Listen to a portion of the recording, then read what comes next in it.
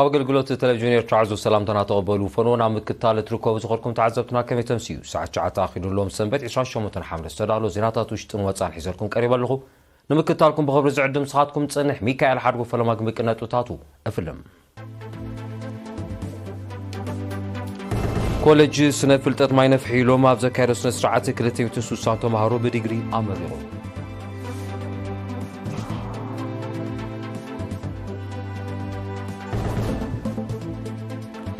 ሻርሻ ዋዕላ ሃገራዊ ሽማግሌ ኤርትራውያን ኣሜሪካውያን ኣገደስቲ ውሳነታትን ለቦዋታትን ብምሕላፍ ተዛዚሞም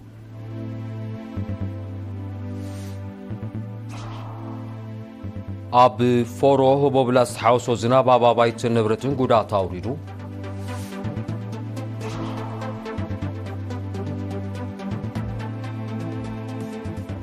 ኣብ ዜናታት ወፃኢ ሩስያ ጽምብል መዓልቲ ሓይሊ ባሕሪ ልዕሊ 200 መራኸብ ኩናት ንምርኢት ኣቕሪባ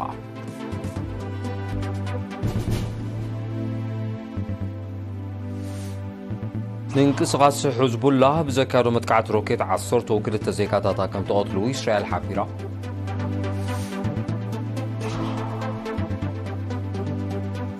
ምምሕዳር ካሊፎርኒያ ብሰንኪዕ ባርዕ ሞሮር ህፁፅ ናይ እዋን ሓደጋ ድንጋገ ኣውጁ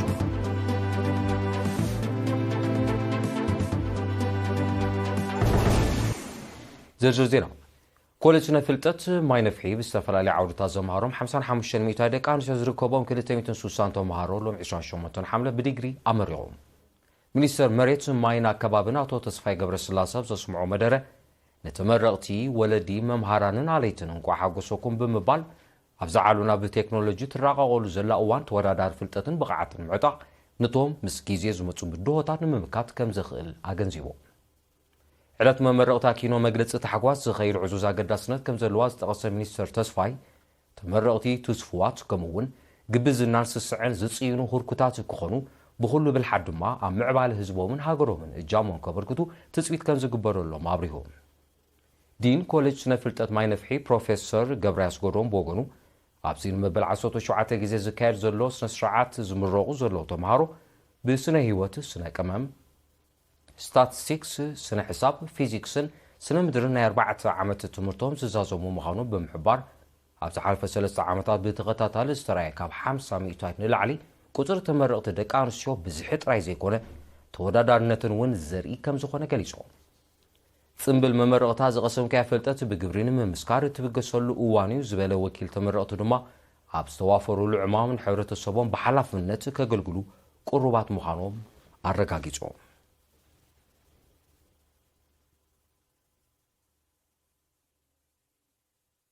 ብተመሳሳሊ ኮሌጅ ሕክምናን ስነ ፍልጠት ጥዕናን ኦሮታት ማል 27 ሓምለ ዘቃንዑ ሳልሳይ ናይ መመረቕታ ስነ ስርዓት ብዝተፈላለዩ ዓውድታት ዘምሃሮም 47.6 ሚእታዊ ደቂ ኣንስትዮ ዝርከቦም 275 ተምሃሮ ብናይ ድሕረ ምረቓ ቀዳማይ ዲግሪን ዲፕሎማን ኣመሪቖም ካብ ተመረቕቲ 12.7 ሚእታዊ ብዲግሪ 87.3 ሚእታዊ ድማ ብዲፕሎማ ክኾኑ ከለዉ 4 ብፍሉይ ክእለት ሕክምና ህፃናትን ቆልዑን ሓደ ኻ ብፍሉይ ሞያ ጥንስን ሕርስን ብናይ ድሕረ ምረቓ ዲግሪ ዝወዱ እዮም ሚኒስተር ጥዕና ኣሚና ኑር ሑሴን ኣብ ዘስማዓቶ ቃል መንግስቲ ኤርትራ ምዑርነት ዕድላት ትምህርቲ ኣብ ኩሉ ከባቢታት ንምርጋፅ ዘካየዶ ዘሎ ፃዕሪ ዓበይቲ ዓወታት ይሕፈሶ ከም ዘሎ ብምሕባር ተመረቕቲ ጎን ጎን እቲ ንህዝቦም ንምግልጋል ዝዓምዎ ስራሕ ሞያዊ ፍልጠቶምን ዓቕሞምን ከበርኹ ተላብያ ዲን ኮሌጅ ሕክምናን ስነ ፍልጠት ጥዕናን ኦሮታ ፕሮፌሰር የማነ ስዩም ወገኑ እቲ ኮሌጅ ኣብ ምርጋፅ ብዓይነቱ ብሉፅ ዝኾነ ሕክምናዊ ትምህርቲ ደረጁ ዝሓለወን ኣብ ስነ ፍልጠት ዝተመርኮሰን ኣገልግሎት ፍወሳን ክንክንን ሕሙማትን ከምኡውን ኣብ ሕክምናዊ መጽናዕታት ኣተኪሩ ከም ዝነጥፍ ብምጥቃስ ሎም ዘመን ብፍሉይ ክእለት ሕክምና ህፃናት ቆልዑን ከምኡውን ጥንስን ሕርስን ናይ ድሕረ ምረቓ ብሓፈሻዊ ሕክምናን ስነ ፍልጠት ክሊኒካዊ ላቦራቶርን ናይ ዲግሪ ሓፈሻዊ ክንክን ሕሙማት ቴክኒሽያን ሕክምና ስኒ ቴክኒሽያን ስነ መድሃኒት ቴክኒሽያን ጥዕና ከባቢ ቴክኒሽያን ሕክምናዊ ላቦራቶርን ቴክኒሽያን ስነ ራጅን ድማ ናይ ዲፕሎማ ትምህርቶም ከም ዝዛዘሙ ገሊፆም ሰብ ሞያ ጥዕና ኣብ ምውሓዝ ጥዕና ሕብረተሰብ ዝፃወቶ ተራ ዘለዎም ግደና ዓብዪ ምዃኑ ዝጠቐሰ ፕሮፌሰር የማነ ተመረቕቲ ብርህራሄ እምነትን ንጽህናን ከገልግሉ ተማሕፂኑ ወኪል ተመረቕቲ ብወገኑ መመረቕታ ውፅኢት ናይ ዓመታት ጉዕዞ ትምህርቲ ዝሓፍስሉ ኣጋጣሚ ምዃኑ ብምጥቃስ ብነፃ ንዘምሃሮም ህዝብን መንግስትን ብስም ተመረቕቲ ኣመስጊኑ ኣብቲ ስነ ስርዓት ትምህርቶም ብልዑል ማዕረግ ንዝዛዘሙ መዳልያ ብሓፈሻን ተመረቕቲ ድማ ወረቐት ምስክር ተዓዲሎም ኮሌጅ ሕክምናን ስነ ፍልጠት ጥዕናን ኦሮታን ኮሌጅ ስነ ፍልጠት ጥዕና ኣስመራን ቤት ትምህርቲ ሕክምናን ሕክምና ስንን ኦሮታን ብምጽምባር ኣብ ወርሒ መስከረም 2018 ዝቖመ እዩ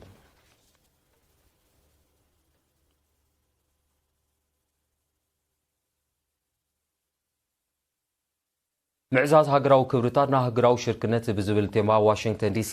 ክካየድ ዝቐነየ ሻርሻይ ዋዕላ ሃገራዊ ሽማግለ ኤርትራውያን ኣሜሪካውያን ኣገዳሲ ውሳነታትን ለቦታትን ብምሕላፍ 25 ሓምለ ተዛዚሞ ኣብዚ ልዕሊ 500 መንእስያት ዝተሳትፎ ንሰለስተ መዓልታት ዝቐጸለን ዋዕላ ኣብ ኣገደስቲ ዛዕባታት ዘተኮሩ ኣስተምህሮታትን ዝታብ እዋናዊ ጉዳያት ከምኡውን ገምጋም ኣብ ዘቕረቡ ጸብጻባት ዘጠቓለለ ነይሩ ነቲ ዛጊድ ዝምስገን ኣበርክቶ ክገብር ጸንሐ ሃገራዊ ውዳበታት መድረኽ ብዝጠልቦ ደረጃ ብዓይነትን ዓቐንን ብምዕባይ ኣብ ቅድሜና ዘሎ ድርብ ዕማም ልምዓትን መኸተን ምግጣም ነቶም ኣብ ነዊሕ ቃልሲ ዘማዕበልናዮም ክብርታትን መትከላትን ምድልዳልን ጽልኦም ከም ዝሰፍሕ ምግባርን ስለ ዘድሊ ሃገራዊ ሽማግለን ኣብ ትሕቲ ጽላሉ ዝነጥፉ ውዳበታትን ኣብ ሰፊሕ ናይ ምንቃሕ ምውዳብን ስራሓት ንምትግባር ኣብ ዝኽእለን ሜላታትን ውጥናትን ተዘትዩ ብዘይካ ዝሓፈሻዊ ፍልጠትን ብቕዓትን ተሳተፍቲ ክብ ንምባል ዝዓለመ ብዓውደታት ጥዕና ኣጠቓቕማ ማሕበራዊ መራኸቢታት ምክልኻል ምፍዋስን ስነ ኣእምራዊ ጸቕጢ ኣገዳስነ ስነ ጥበብ ኣብ ምሕያል ሃገራዊ መንነት ከምኡውን ብልሓትን ኣተገባብራ ንጥፈታት ህዝባዊ ዲፕሎማሲ ሞያዊ ኣስተምህሮታት ተዋሂቦም ሻርሻይ ዋዕላ ብመወዳእታ ኣብ ህዝባውን ውድባውን ስራሓት ዘሎ ሓያል ጎንታት ከመንጠሪ ባይታ ተወሲዱ ነቲ ጭቡጥ ሃጓፋት ብምምላእ ሓያል ናይ ምንቃሕን ምውዳብን ስራሕ ንምክያድ ዝኽእል ውሳነታትን ልቦታትን ሓሊፎም ኣደ እምበር ኣሰናሪት ሽማግለ ዋዕላ መንእሰይ ልዋም ደብሩን ሓላፊት ህዝባውን ከምኡውን ጉዳያት ወይዘሮ ሓድነት ቀለታን ድማ ዋዕላ ዝሓንፀፆ መደባትን ኣተገባብሩን ኣመልኪተን መጠቓለለ ሓሳባት ኣቕሪበን ፈጻሚ ጉዳያት ኤምባሲ ኤርትራ ኣቶ ብርሃነ ገብረ ህይወት ብወገኑ ተሳትፎ ህዝቢ ኣብ ሃገራዊ መደባት ንምዕባይን ኣድማዒ ስራሕ ንምስልሳልን ምሕያል ውዳበ መተካእታ ከምዘይብሉ ብምግላጽ ተሳተፍቲ ተወጢኖም ዘለዉ መደባት ንምትግባር መሪሕ ተራ ክጻወቱ ተላብዩ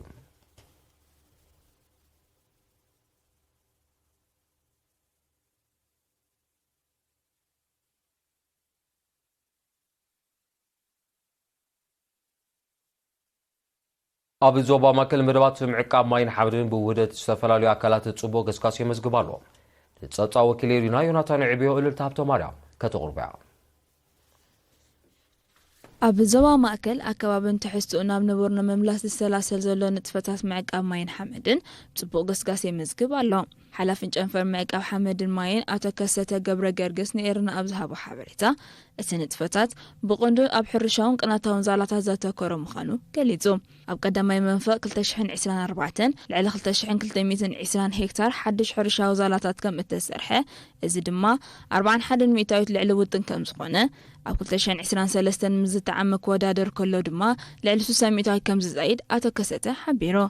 ብዘይካዚ ብደረጃ ኮም ኣባላት ሓይልታት ምክልኻልን ትካላት መንግስትን ክዕመም ዝተመደበ 250 ሄክታር ሓድሽ ቅናታዊ ዛላ 100 ካብ 100 ከም እተዓመ ልዕሊ 1300 ሄክታር ሕርሻዊ ዛላ ድማ ከም እተጸገነ ኣብሪሆም ንምስራሕ ከትሪ ብእምኒ ዝምልከት ድማ 47000 ሜትሮ ኪቦ ዝክስራሕ መደብ ዝነበረ 51000 ሜትሮ ኪቦ ከም እተሰርሐ ኣረዲዮም ኣቶ ተኸስተ ኣብ መወዳእታ ኣብ ንዞባ ጋላ ነፍሒ እትርከብ ዲጋ ዓዲ ሓውሻ መስርሕ ህንጻታት 38 ሚእታዊት ክበጽሕ ከሎ ኣብ ዝግብ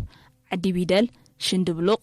ዓዲ ጅንን ማይ ድምነትን ክህነፃ ናይ ዝተወጠነ ሓደስቲ ዲጋታት ስእልን መጽናዕትን ከም እተጻፈፈ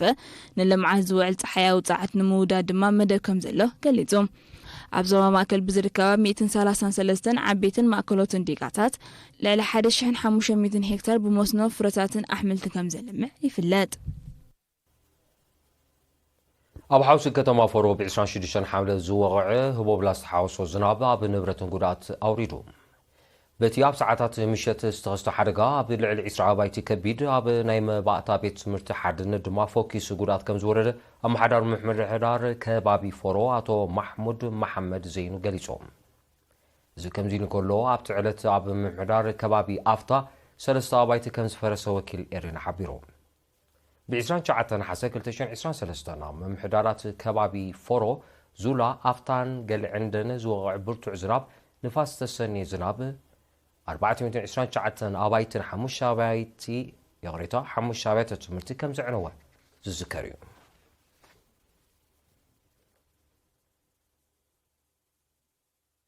زينا مسواتي قديم تقرر ليلتنا الكولونيل جرزجير يوهانس مبراتو بعشان شوعة حملة مبرسان شموتان عام ترجمي بحمام تسويو أورحي تقمتيش حنش عاتي تسوعان أربعتنا في زباو حيلتات حارنة إيرتراس تسلفة تقرر لي جرزجير أبوان حارنة وقال سابا هاروتات أقار تواقع سراوتن كبير برتن دعرنا ندمام ميكانايزر سوعان أربعتن منيسر فتحي عقور حيلي ستاف ممحدار مصر مكلخال الزما أكل كمون أب كفلات السراويت عسرتن سوسان أربعتن الزهزباو سراويت باستفرالي تصفحتات حلافنت نهزبون هاجرون بتوفاينا زقلقلة حربنيايو قديم تقرر ليتنال كولونيل جرزجير يوهانس أب وحد ولديوم سنسرعات قبرو دما لوم 20 شمونتن حملة فرق معلتي أب مكان مقابر حربنياتات من دفنا تفتسيمو إزي هزباوي سراويت كفلة سراويت سوسان أربعتن بمسواتي أبالو قديم تقرر ليلتنا الكولونيل جرزجير يوهانس مبراتو استسمعو مرير حزن ناقلتة نسدرا بيتو مقالستون مسارحتون صنعاتي منا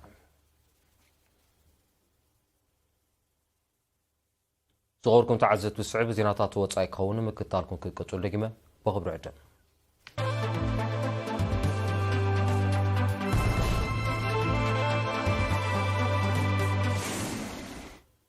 زيرو مسرار روير تي في ناط اللي صغوركم تعزبتي سلام كتالكم ازي مسكن زينا وطاي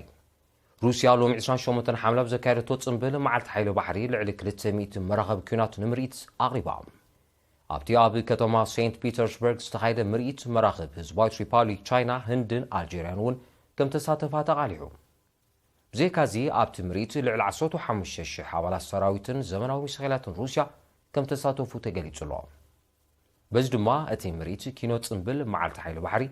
وتادراو عقم روسيا ممزان ابركتو كم زلو مينستر مكلخالتا هاجرا ميتو بريزيدنت فلاديمير بوتين هادو حيل بحر هاجرو لعلفتنا دمص زونچف ميسايلات كونن زخل وسانه ابز حلفه قربا وارح كم زحلفه صابات يردو روسيا كاب هاجرات معراب نزمصا زلو سغار ممكات نتستراغغ اصوارغ ديمانا بعدقا كم زصنبرتو يذكر ليباناساوي منقصاص حزب الله تمال 27 حمله بخران جولان ابز ركب سفاراتات بزكارو متقعت روكيت بوحدو 12 زيغاتاتا كم تقتلوا اسرائيل حبيرا بتدوداب 10 كالوت كم زقصرو زحبرت اسرائيل اب لعلي ليبانوس تكايدو متقعتات كم تحيلو ارديام بس دما اتي فخم كبل صنح وتادراو متفنان اسرائيل منقصاص حزب الله ناب رصم كم رح كم زغل وتادراو تنتنتي يموتلو كلتيون وغنات صاب كلتشين شدشنا وتادراو رصمي اتيوم منبارون صبصابات يردو اسرائيل غونغونتي او شمت قازاته كايرو زلا المان بدبداب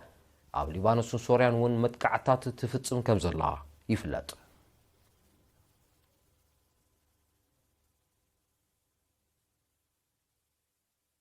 ممحدار كفله هاجر كاليفورنيا حورات منقسطات امريكا بسنك برتوع بار عمرور لوم 28 حمله خصوص نايوان حدقا دنقاقا اويجوم بتبارع زاغيرات ساتس 350 شح هكتار چاكا كم تهم غز تقصو تصصابات نمقصار زكاير زلو سرعيت كم تتعوته ارديوم اتبارع دحرتي اب كلتشن عصوتو شومتن ابتاك في الهاجر تخستن هيوت العلي 87 زغزفن تمساسال حدقا زحيله مخاني زغلت زلو اتبارع نمقصار العلي كلتشن 500 سرحتنياتات توافيرو مهلاو مستقسم محدار كفل هاجر كاليفورنيا توسختي ابالات كلخ مخارو حبيرون ابتي كبابي تخسيتو زلو كتور وعينه تبارع مليسو يغادرو كم زلو بمحبار نبرتي كوعزو دما اسيزلو كفل هاجر كاليفورنيا كليماو ممزبال بزصعبو حرغاتات بار عمرو بترغاغامي كابز تقعا كفلات هاجرات امريكايو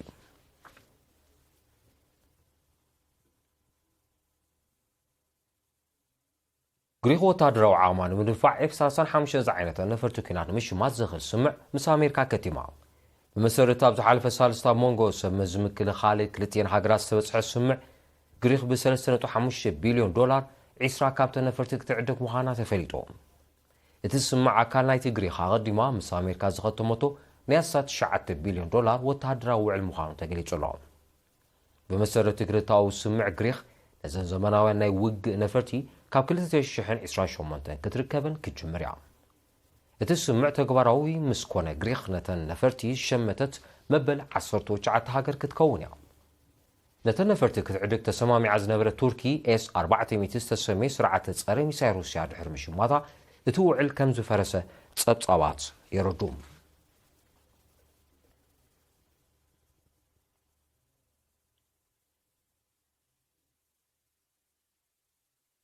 صوركم تعزبتي زينا نمزام كندنا توتاتو قدام لكم كولج سنة فلتت ما ينفحيلو ما بزكارو سنة سرعة كلتين تسوسان تمارو بديجري أمريغو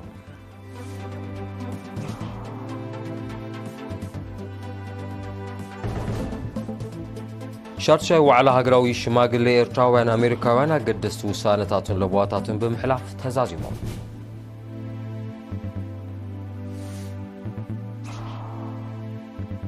أب فورو هبو بلاز تحاوسو زناب أباوايتن نبرتن قدعات أوريدو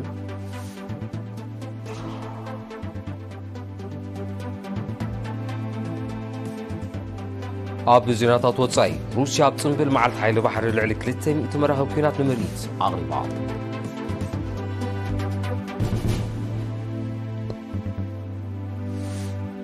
من قصغاس حزب الله بزكارو متقعت روكيت عصرتو وكلت زيغاتاتا كم توطلو إسرائيل حبيرا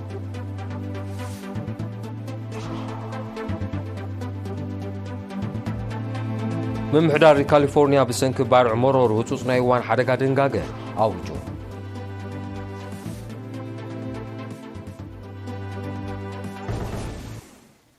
صغوركم تعزبتين لو مش استرالو زينو مسناو رابزي فتسام سلام كتالكم عزينا مسكن مردر تاريخاوي فلتت بويا سعبات قربيا بوغنيقن سلام